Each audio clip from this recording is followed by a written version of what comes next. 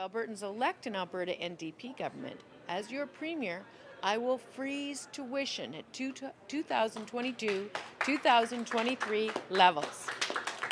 And then, we're not done yet. We will do an overall review of post-secondary funding and the role that tuition plays within that. This will be a comprehensive review, and students will have a voice at that table.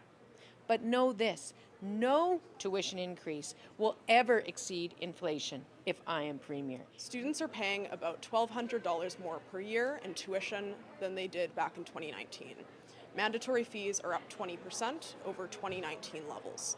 International students are paying about $6,000 more than they did back in 2019. Students cannot afford to sit out this election, literally.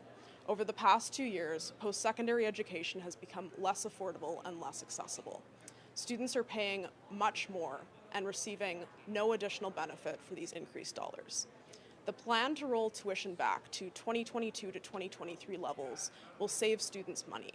Rachel's plan to cap any future increases at inflation provides stability and predictability to tuition. We're actually talking about capping any increases to inflation. What that means is that it provides for the opportunity for those increases to A, not happen at all, or B, to be lower than inflation, for exactly the reason that you identify. In a year where we've got 7% inflation, we can't be dumping that on to students, because we know that inflation impacts lower income people far more than it impacts middle and upper income people.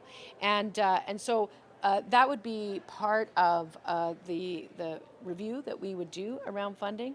But what we are saying is that people will never see more than inflation as the maximum.